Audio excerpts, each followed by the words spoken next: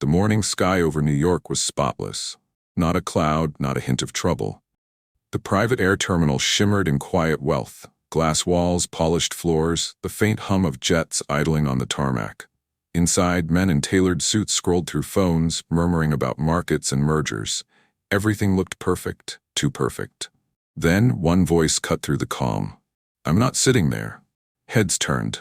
The man speaking had that kind of confidence money gives, the type that fills a room without trying. He stood in the aisle of a private charter jet, his silver watch flashing as he pointed at his assigned seat. It wasn't the seat itself that bothered him. It was who sat beside it. A black man, early 50s. Sharp suit, calm eyes behind thin glasses. He didn't flinch, didn't even glance up, just scrolled through something on his tablet as though the world around him didn't exist. The white executive, tall and self-assured, crossed his arms and repeated louder, "There must be some mistake." The flight attendant hesitated, checking her tablet. "Sir, that's your seat. 2B. He gave a tight smile. "Then move me, or move him." The words hung in the air like smoke. For a long moment, no one moved. The hum of the engine seemed to fade. It wasn't the first time arrogance had tried to disguise itself as preference, but in that quiet cabin, the meaning was clear to everyone. The attendant swallowed hard. "Sir, this flight is full." He turned toward the cockpit, his tone dripping with entitlement. "Then you'll need to fix that. I'm sure the pilot will understand." The black man finally looked up, just once. His gaze was calm, but it carried something far heavier than anger. A kind of grace that made the executive's bluster look small. He didn't respond, didn't argue, just turned another page on his screen, like he'd seen this movie too many times to react. The tension in the cabin could be felt in the silence. One passenger shifted in his seat, another looked away. No one spoke, until the pilot appeared. "Is there a problem here?" The executive straightened, gesturing toward the man in 2A. "Yes, I think there's been a mix-up." The pilot glanced at the manifest, then at the two men. "No mix-up. Please take your seat, sir." The look that crossed the executive's face was almost comical, disbelief wrapped in arrogance. But then he smirked. "Fine," he muttered, lowering himself into 2B with visible disgust.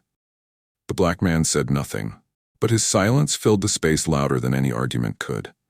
As the cabin door shut and the engines roared to life, no one could have guessed that this flight, this quiet act of arrogance, would ignite a chain of events powerful enough to shake an entire company to its core.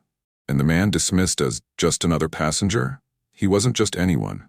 He was the one person that executives should never have underestimated. Before we continue, if you enjoy real human stories that expose pride, prejudice, and poetic justice, take a second to like and subscribe to the channel. It helps more people discover stories like this one.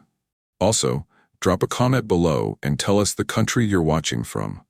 We love seeing where you all tune in from around the world. The jet lifted into the sky, but the tension on board stayed grounded. The arrogant executive leaned back with a sigh, convinced the morning's embarrassment was over. He didn't know that the man beside him held the power to decide his future. He didn't know that by the time they landed, everything he built, his reputation, his fortune, even his pride, would begin to fall apart. And it all started right there, at the boarding gate. The plane leveled above the clouds, the world below fading into soft white. Inside the cabin, luxury hummed quietly, the soft whir of engines, the clink of glassware, the muted buzz of business talk. Yet beneath that calm, something heavier lingered. It wasn't loud. It didn't need to be. Racism rarely shouts anymore. It prefers the comfort of silence. The passengers played their part in the quiet performance, a subtle, unspoken agreement not to interfere. Eyes darted up, then down again. Fingers tapped screens, pretending focus. No one wanted to make it awkward. No one wanted to risk discomfort. Evan finally dropped into his seat, sighing as if he'd done the world a favor. "Fine," he muttered, signaling for the attendant. "Champagne, cold." His tone was clipped, dismissive, the kind reserved for people who confuse authority with superiority. He stretched out, his shoulder brushing the man beside him, then quickly shifted as if contact alone were an offense. Dr. Marcus Ellison didn't react. He simply adjusted his cufflinks, the faint glint of silver catching the light, and returned to reading his tablet. Every movement of his was deliberate, refined, and silent. It was the kind of composure that could unsettle even the loudest ego. Across the aisle, passengers kept their eyes fixed anywhere but on them. Silence, after all, is comfortable for the privileged, especially when it protects them from the truth. When the flight attendant returned with champagne, Evan smiled his polished smile. "Ah, finally," he said, taking the flute without a thank you. He turned slightly toward the aisle, pretending to give space but really creating distance. The attendant then moved to serve breakfast, a simple tray of fruit, croissants, and coffee. She began on Evan's side, placing his tray down first. He nodded with smug satisfaction, then motioned subtly toward Marcus's tray with a smirk. "Does he get the same?" he asked, his tone dripping with mock curiosity. "Or is there special accommodation for certain passengers these days?" The remark floated through the cabin like smoke. It wasn't loud, but it didn't need to be. Everyone heard it. Everyone chose to pretend they didn't. Marcus didn't lift his head. He didn't even blink. His silence was sharp, sharper than words could ever be. He simply took the tray, placed it neatly in front of him, and continued reading. That silence wasn't submission. It was control. For the first time, the flight attendant's composure faltered. Her hand trembled slightly as she poured coffee, avoiding Marcus's gaze. When she straightened, she looked smaller somehow, as if shame had shrunk her posture.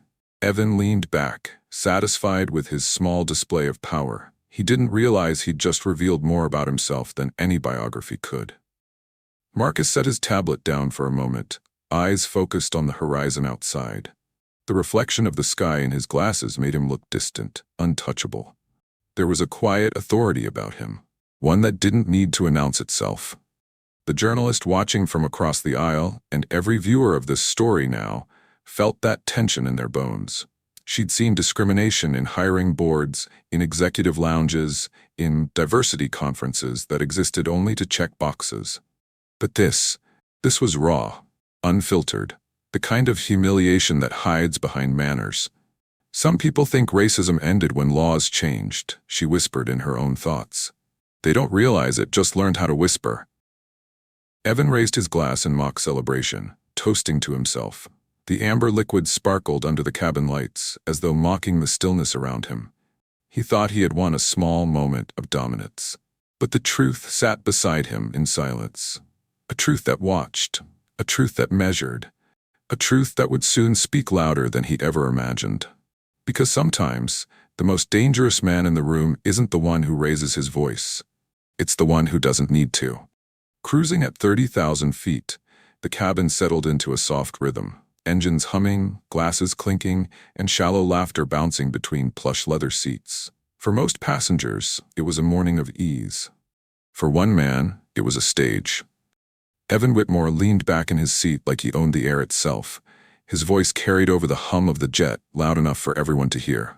"So, gentlemen," he said, swirling his champagne, "this time next quarter, we'll be rewriting aerospace history." The passenger beside him chuckled politely, more out of obligation than amusement. But that was all the invitation Evan needed. He straightened, puffing his chest.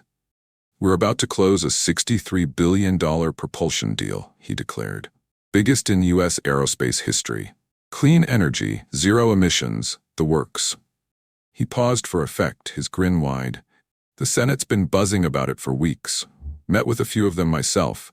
Even the Secretary of Commerce wants in on the photo op." A few passengers glanced up, some impressed, some exhausted by the noise. Marcus Ellison didn't look up at all. He simply scrolled through his tablet, thumb calm, eyes steady. Evan noticed. "You keeping up over there?" he asked, his tone coated in mock friendliness. "This might be a bit above the usual reading material." Marcus lifted his eyes briefly, his expression unreadable. "I'm following," he said softly. Evan raised his glass toward him. "Good. Wouldn't want anyone getting lost in the clouds." Laughter flickered weakly around the cabin. A few smirks, a few eyes darting down to their screens again. No one wanted to be next on the receiving end of his arrogance. Leah watched quietly from across the aisle, her pen hovering above her notepad. She'd met men like Evan before, loud, polished, magnetic on camera, hollow off it. They spoke about innovation like prophets, but built their empires on the backs of those they never bothered to acknowledge. As Evan continued bragging, the pieces started to fall into place in her mind. 63 billion clean energy propulsion. She repeated silently. She'd written about that project before. A revolutionary system that promised to change aviation forever. The technology came from a small supplier based out of Atlanta, a black-owned engineering firm that had stunned the industry with its breakthroughs. A company called Ellison Dynamics. Her pen stopped moving. Her pulse quickened. She looked at Marcus. The calm man in 2A, the one enduring quiet humiliation without a word. His last name. Ellison. It hit her all at once. The man Evan had been mocking wasn't just another passenger. He was the founder of Ellison Dynamics, the visionary whose clean energy technology had made Evan's company relevant again. The irony was brutal. The man being talked down to was the one who built the foundation Evan was bragging about. Without Marcus, there would be no $63 billion deal.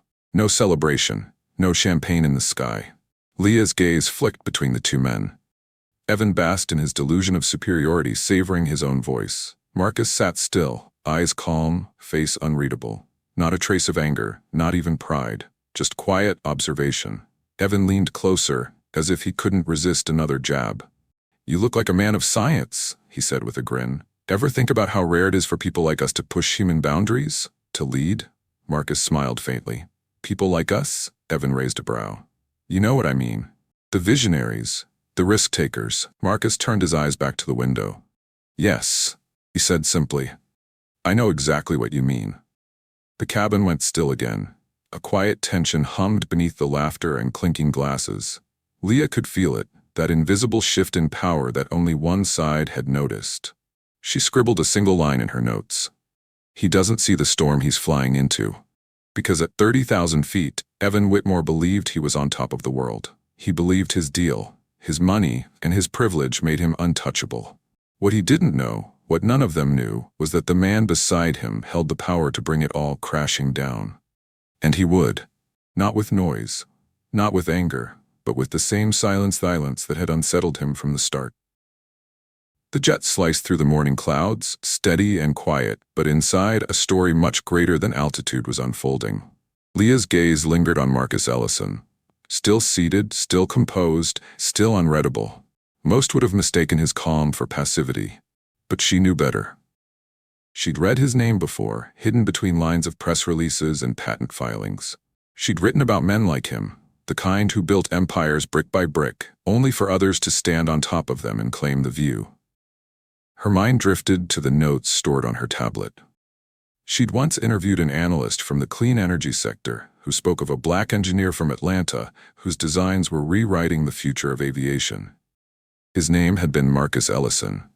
Born in the South, raised by a postal worker father and a mother who taught literature at a public school, Marcus's story wasn't one of privilege. It was one of persistence. He was the first in his family to attend college. Not just any college, but MIT, and he hadn't gone there on legacy or name. He went there on brilliance. Still, brilliance didn't shield him from bias. Professors called his ideas ambitious, in tones that meant impossible. Investors smiled politely but didn't return calls once they saw who they were meeting. His first proposal for carbon-neutral fuel was rejected 32 times. One investor reportedly told him, "You're thinking too big for someone without the right partners." That line stuck with him. So he built his own partnership, with science, with patience, with resilience. Leah could almost see it now. A cramped one-room lab in a worn-down building outside Atlanta. Cheap lighting, hand-me-down computers, the smell of burnt circuitry and old coffee. That's where Ellison Dynamics began. No trust funds, no venture backing, no boardrooms. Just a man, a vision, and nights long enough to blur into mornings. Years later, that same lab produced the prototype that would change aviation forever. A carbon-neutral propulsion system capable of powering aircraft without emitting a trace of pollution. When the big corporations finally noticed, they acted as though they'd discovered it themselves. Contracts were signed, credits exchanged, and the name Ellison Dynamics appeared quietly in the fine print of history. Marcus didn't chase the spotlight. He let his work speak, and speak it did. In every aircraft using his design, every conference quoting his research, every executive taking credit for technology they barely understood. Leah remembered one quote from an interview he'd given years ago. A short feature that never went viral, never made headlines, but stayed with her ever since. When asked how he handled constant underestimation, Marcus had smiled and said, "If they don't see you, make sure they feel your impact anyway." Those words hit different now, watching him sit beside a man who refused to even acknowledge his presence. Evan saw only what he wanted to see, another face in a first-class seat, not realizing he was looking at the architect of his own success. Leah's chest tightened. The contrast was almost poetic. Two men, side by side, representing two versions of power, one loud and inherited, the other quiet and earned. Evan had climbed corporate ladders built by connections. Marcus had built the ladder itself. The hum of the engines filled the silence as Leah studied Marcus more closely. Every small movement of his hands seemed precise, intentional. There was no resentment there, no trace of ego. Just patience. The kind that comes from knowing time has a way of exposing truth. He didn't need to correct Evan. He didn't need to announce who he was. His entire life had been proof enough. For decades, Marcus had navigated rooms where his ideas were stolen, his voice dismissed, and his presence tolerated only when it was profitable. Yet here he was, beside the man who personified that very arrogance, and he looked completely at peace. Because men like Marcus Ellison understood something most never do. Recognition is temporary, but impact endures. Leah could sense it, that invisible tension wrapping the air around him. Not anger, not pride, something steadier. Something waiting. And she realized then, Evan Whitmore wasn't just sitting beside another passenger, he was sitting beside his reckoning. The captain's voice came through the speakers, calm but clipped. "Ladies and gentlemen, we're expecting a patch of turbulence ahead. Please fasten your seatbelts." The tone of his voice carried the kind of professionalism that came from routine, but what followed would be anything but ordinary. The cabin lights dimmed, the steady hum of the jet deepened, and raindrops began to streak the oval windows. The outside world turned from sunlight to silver gray in seconds. Conversations quieted. Laptops closed. Champagne glasses were tucked away. Only one man didn't flinch. Marcus Ellison adjusted his seat upright, his expression calm, unbothered by the turbulence, or the man beside him who was too wrapped up in his own self-importance to notice the shift in the air. Leah watched from across the aisle as Marcus reached for his phone. He didn't fumble or hesitate. His movements were precise, deliberate. The faint glow of his screen illuminated his face, the reflection casting soft light against the window. He scrolled briefly, then tapped to contact. The phone barely rang once before a voice answered. His tone was low, measured, professional. "Yes, it's me. Pull all capital from Whitmore Aerotech's sustainability wing," he said. "Effective immediately. Terminate the DC contract. I want the draft termination notice reviewed before we land." The words were spoken quietly, but their weight hit Leah like thunder. Her heart thudded in her chest. She knew what that meant. Whitmore Aerotech was the company behind the $63 billion deal Evan had been bragging about minutes ago. The project he'd called the future of American aerospace. And Marcus had just pulled the plug. He wasn't just reacting to an insult. He was executing authority, clean, controlled, absolute. It wasn't revenge, it was accountability. Leah could barely keep her pen steady as she scribbled notes, her mind racing to keep up with the reality unfolding in front of her. The man everyone had dismissed, the man who'd been treated like he didn't belong, had just dismantled an empire with one phone call. Evan, meanwhile, caught fragments of the conversation, words like capital, termination, sustainability wing. He chuckled softly, assuming he'd found common ground.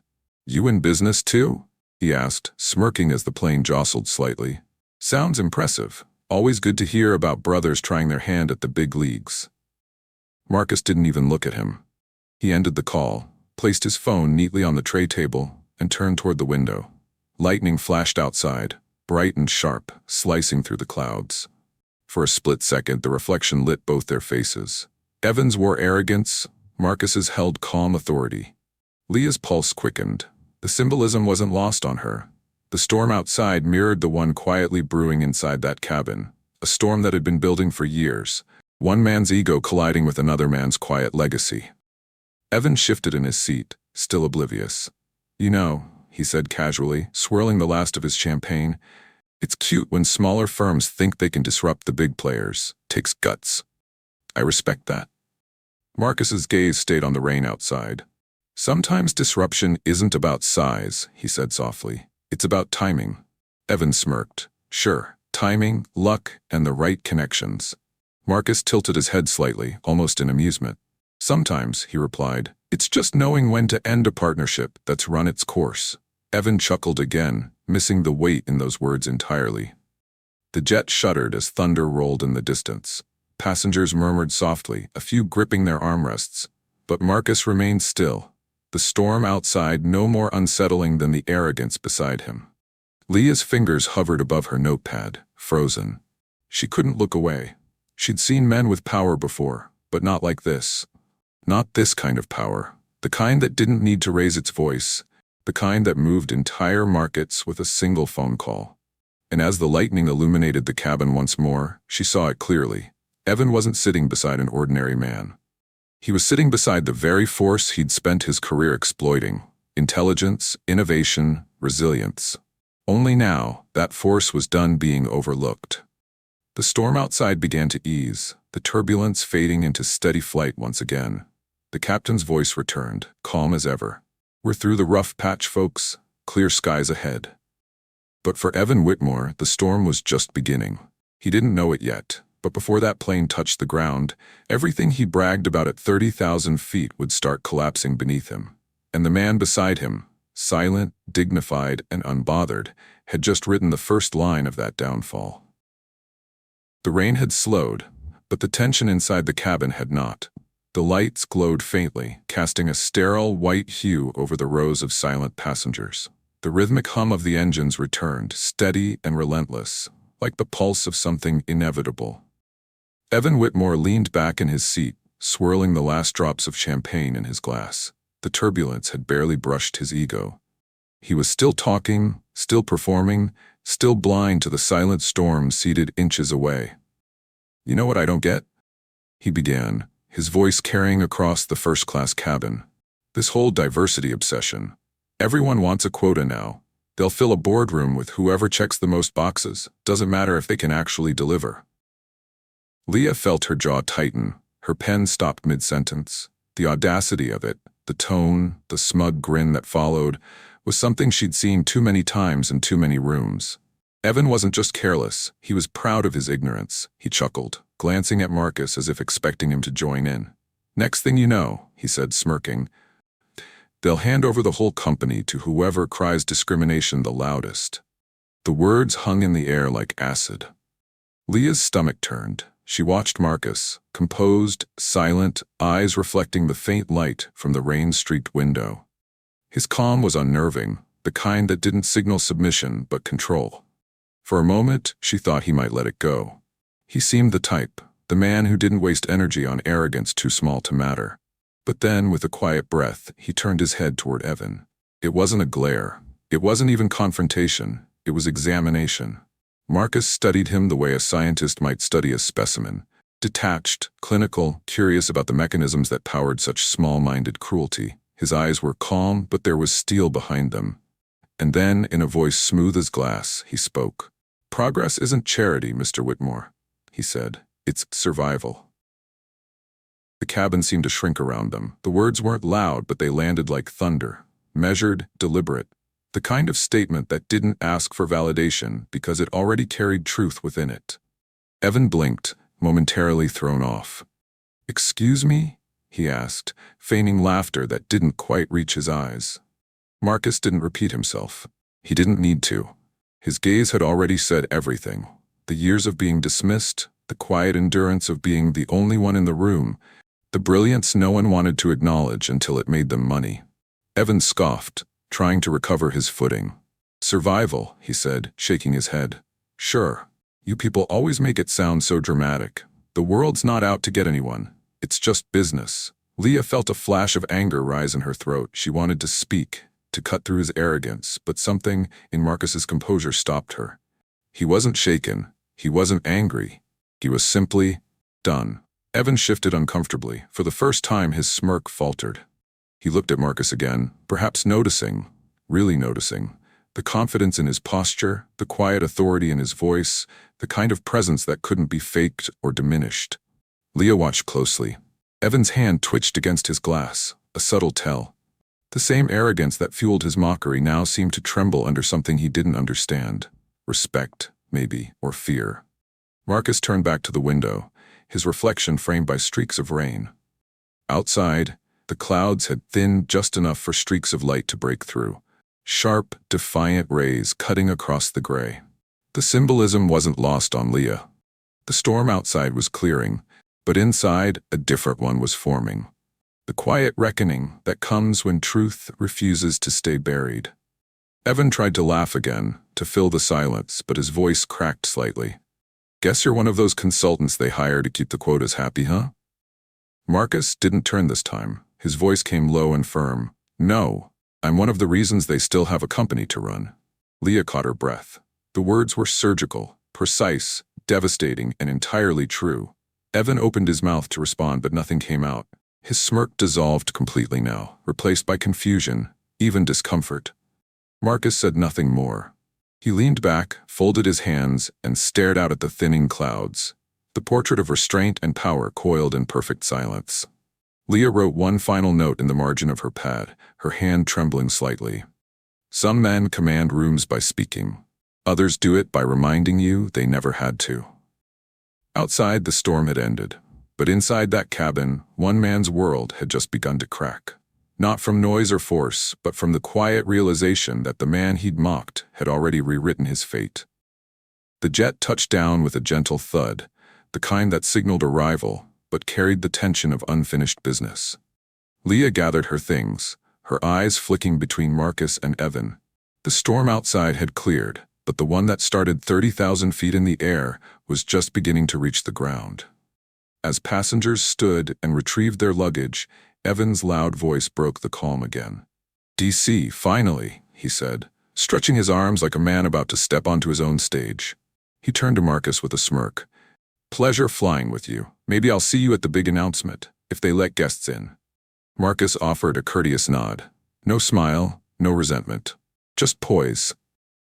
You just might, he said evenly, then reached for his briefcase.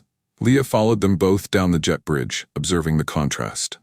Evan strutted ahead, sunglasses on, phone pressed to his ear, barking orders to his assistant about photo angles and press timing.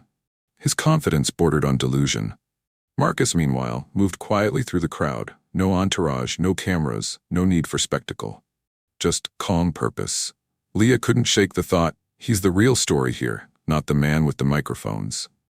Outside baggage claim, reporters were already waiting. They surged toward Evan, calling his name, flashing cameras, throwing questions about the $63 billion propulsion deal. Evan grinned, posed, gave the kind of rehearsed answers CEOs love to deliver. We're changing aviation forever, he said, waving like a celebrity politician. Marcus walked right past him, unnoticed. No one called his name. No one aimed a camera. And somehow that anonymity made him seem even larger. The quiet architect walking among men too distracted to know whose world they were standing in.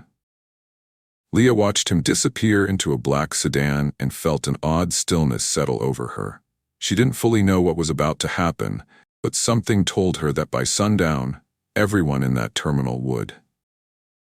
Hours later, Leah found herself seated near the back of a gleaming conference hall in downtown DC. The event was packed. Executives, reporters, government officials, everyone buzzing about the deal that would define the decade. Evan Whitmore was at the podium, his trademark grin intact.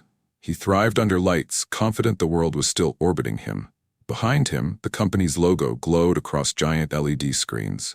Leah opened her notebook, half listening as Evan launched into his speech.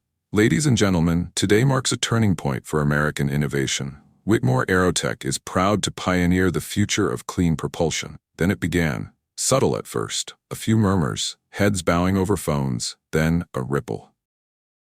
Leah noticed it before Evan did, a wave of confusion spreading through the audience. Screens lighting up one by one, notifications flashing. A journalist 2 rows ahead of her gasped quietly. Leah's pulse quickened. She unlocked her phone, refreshing her newsfeed, and there it was.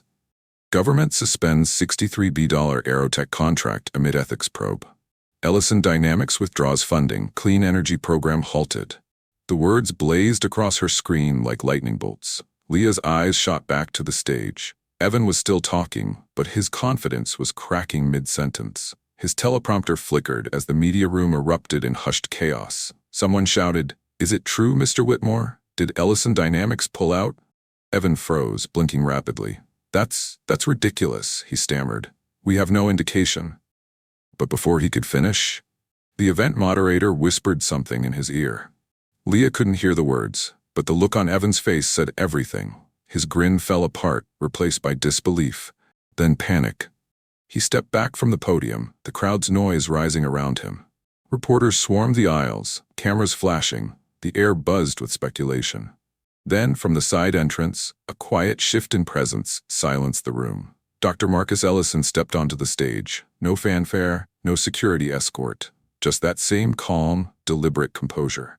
The moderator immediately extended a hand, introducing him with reverence. "We're honored to have Dr. Renner Ellison with us today to speak on ethical innovation in modern engineering." Leah could almost hear the collective intake of breath. Evan turned, his face pale, his jaw slack. He looked like he'd seen a ghost, and in a way he had. Marcus approached the podium, adjusting his cuffs, his eyes sweeping the stunned audience. When he spoke, his tone was even, measured, and unmistakably powerful. "Progress," he began, echoing his words from the flight, "isn't charity, it's survival." The room felt utterly still. Leah felt her pulse in her throat.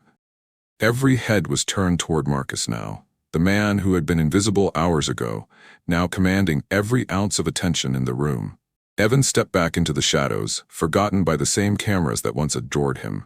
And in that instant, Leah knew. The storm had landed. The man they overlooked at 30,000 feet was now the one rewriting history at ground level. The room had gone so quiet that Leah could hear the hum of the lights above the stage.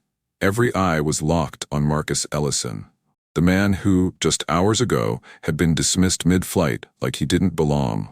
Now, standing behind the podium, he belonged more than anyone else in the room. He didn't rush. He didn't need to.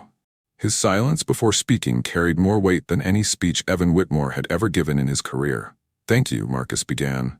His voice smooth but resonant. "I appreciate the opportunity to speak, not about profit margins or projections, but about something far more valuable. Integrity." Leah felt the temperature in the hall shift. Executives leaned forward in their seats. The cameras steadied. Even Evan, who had been pacing at the edge of the stage, froze mid-step. Marcus continued, his tone calm but cutting in its clarity. "Integrity isn't about who you sit beside when it's comfortable. It's about how you treat people when you think no one's watching."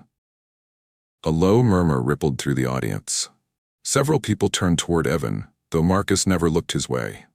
Leah caught her breath. It wasn't anger in Marcus's voice, it was truth, the kind that didn't need to shout to be heard. Then, the projector behind him flickered to life. A logo appeared on the massive screen, clean, unmistakable, powerful. Ellison Dynamics. The very company Evan's team had depended on. The one he had unknowingly insulted at 30,000 feet.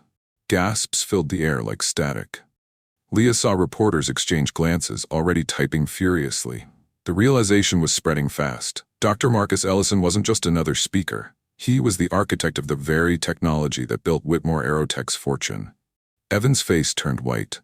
His smile was gone, replaced by something raw, disbelief mixed with dread. He took a hesitant step forward, as if hoping Marcus might acknowledge him. Marcus didn't. Instead, he adjusted the microphone slightly and spoke again. "Innovation without ethics is just ambition dressed up for applause, and ambition without empathy is hollow." Leah's pen trembled against her notepad. She'd covered corporate greed, discrimination, scandals. But this moment was different. There was no yelling, no confrontation, no spectacle. Just a man reclaiming dignity in the purest way possible. Through grace. Marcus paused, his eyes scanning the room, every movement deliberate. "Some people mistake silence for weakness," he said softly, "but silence can be the loudest response of all." It was as if every word pierced through the noise of modern arrogance, the performative equality statements, the photo ops, the empty diversity pledges. He didn't need to call out Evan by name. Everyone already knew who his words were for. Leah noticed the shift in the audience's expressions: admiration, discomfort, respect, guilt, all layered together in one collective realization. Evan's breathing grew shallow. Cameras that had once centered on him now swung fully toward Marcus. Every flash illuminated the fall of one man's ego and the quiet rise of another's truth. Marcus concluded with composure, "I didn't come here to embarrass anyone. I came to remind us that progress isn't achieved by stepping over others, but by standing beside them." He stepped back from the microphone, offering a polite nod to the moderator. The applause began hesitantly, one person then another, until the entire hall rose to its feet. It wasn't the roaring applause of entertainment. It was reverence, respect for the kind of strength that doesn't demand attention. It earns it. Evan stood motionless, hands at his sides, face drained. He tried to smile, but it faltered halfway. He wasn't the headline anymore. He was the example. Leah's narration filled the air, as if her voice carried the heartbeat of the moment. "I've reported on hundreds of corporate scandals," she said softly. "But that day, justice didn't come from outrage. It came from elegance, from the kind of power that doesn't break things, it reveals them." Marcus stepped down from the stage, the same calm he'd carried since the boarding gate still in his stride. No triumph, no smugness, just quiet certainty. Leah watched him walk past the press, the cameras, and the whispers. Not one word was spoken between him and Evan. There was no need. Because sometimes the most powerful message is the one spoken through silence, and in that silence, the world finally listened. By the next morning, the story had broken across every major network. The headlines weren't just about a contract, they were about collapse. Whitmore Aerotech in crisis, $63 billion deal terminated. CEO removed amid ethics and funding scandal. Ellison Dynamics withdraws partnership over integrity concerns. The ripple effect was immediate. Stock prices plunged within hours. Government committees announced formal reviews. Board members scrambled for statements that could save face, but it was too late. The empire Evan Whitmore had built on ego and borrowed brilliance was disintegrating in real time. Leah sat at her desk in the newsroom, watching the ticker bleed red.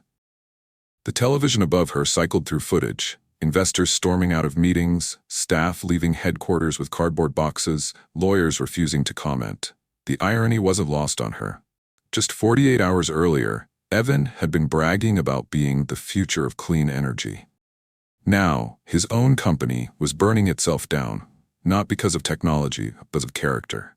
Leah decided to visit the headquarters. She remembered the grand office from her previous reporting, the marble floors, the glass walls, the skyline view Evan liked to call his kingdom. When she arrived, the lobby was eerily quiet. The receptionist's desk sat empty. The company logo, once glowing behind polished glass, had been switched off. She rode the elevator up to the top floor. The air felt different now, heavier, stripped of arrogance. Evan's office door was ajar. Inside, the space was hollow. The walls that once held portraits of powerful men and signed deals were bare. The sleek furniture remained, but it felt lifeless. A few boxes sat open on the desk, half filled with forgotten papers. Leah ran her hand across the empty surface, remembering the smug grin that had once leaned across this very desk, explaining how vision separates leaders from followers. Now, that same leader had been voted out by his board in a unanimous decision. The company had issued a formal statement. Effective immediately, Evan Whitmore has been relieved of all executive duties pending investigation. She stood at the window overlooking the city. The same view Evan once boasted gave him perspective. But what she saw wasn't dominance, it was fragility. One act of arrogance, one moment of disrespect, had undone an entire empire. Across town, the media had gathered outside Ellison Dynamics. Dozens of microphones waited, but Marcus didn't appear. He hadn't attended a single press event since the conference. No interviews, no camera statements. Instead, his company released just one brief message on its website. Leah read it slowly, letting each word sink in. "We remain committed to ethical innovation and human dignity, in every seat, at every altitude." That was it. No gloating, no self-congratulation, just principle. Leah smiled faintly. The quiet power of those words felt heavier than any corporate speech she'd ever covered. Marcus didn't need to defend himself. His integrity had already spoken louder than any press release could. As she left Evan's deserted office, Leah reflected on how the world had changed in the span of a week. Some men build legacies out of noise, she thought. But noise fades. Real power doesn't need to shout, it endures. She looked down at her phone, scrolling past the endless headlines, and whispered the truth to herself. The same truth Marcus had lived by. He never raised his voice. He never needed to. Power isn't loud, it's consistent. And with that, she closed her notebook, knowing the story wasn't about a fall from grace. It was about grace itself, and how one man's silence had rewritten the meaning of power. The private terminal looked exactly the same. Same marble floors, same quiet hum of engines outside, same faint smell of jet fuel that always lingered in the air. Yet for Leah, everything about it felt different now. She sat on the same bench where months ago she had first seen Marcus. Calm, patient, overlooked, and Evan, all arrogance and charm. Back then, she was just covering another corporate conference, another story about men with power and money. But that day had rewritten how she saw the world and herself. Through the glass wall, another private jet taxied toward the runway, its white body gleaming under the afternoon sun. The group of executives laughed loudly as they climbed aboard, their luggage handled swiftly by ground staff. Leah caught herself watching them with quiet curiosity, wondering which one of them would make the news next, and for what reason. She flipped open her notebook, the one that still had Flight 207 notes scribbled on the first page. That flight had started like any other, but it ended with a global conversation about ethics, dignity, and what happens when racism meets real accountability. Her mind drifted back to Marcus, the way he stood at that conference stage. He didn't gloat, he didn't humiliate, he simply spoke truth with grace so sharp it cut cleaner than anger ever could. She still remembered his closing words that day. Progress isn't measured by how high we fly, but by how we treat those seated beside us. Simple, profound, and unforgettable. Evan, on the other hand, had vanished from the headlines after his empire crumbled. His company's contracts were gone, his name scrubbed from the buildings he once owned. No lawsuits, no comeback tours, just silence. A silence Leah had come to understand wasn't peace, but consequence. She took a deep breath, letting the hum of the runway fill the quiet between her thoughts. Racism, she realized, doesn't always arrive with slurs or fists. It slips in through tone, through entitlement, through who gets dismissed and who gets believed. It's in the small choices, the seat you refuse to share, the respect you decide someone hasn't earned. Marcus never needed revenge. His presence alone became a mirror that forced the world to look at itself. And in that reflection, truth had spoken louder than any outrage could. Leah smiled faintly as she closed her notebook. For the first time in years, she wasn't chasing the next scandal. She was chasing understanding. She stood, pulling her coat tight as the jet engines roared to life outside. The sun dipped low, turning the runway gold. In that glow, Leah whispered the words she'd later record for her channel's closing narration. Some stories remind us that racism doesn't always wear a hood or hold a sign. Sometimes it wears a suit, boards a jet, and sits too proud to see who's beside it, until it's too late. She paused, the weight of those words settling deep. Then, with the same quiet composure Marcus once showed, she added softly, "If this story moved you, don't forget to like, share, and tell me where you're watching from. Your story might be next." As the plane lifted off into the fading light, Leah watched its ascent until it disappeared into the clouds. A silent reminder that justice doesn't always roar. Sometimes, it simply rises.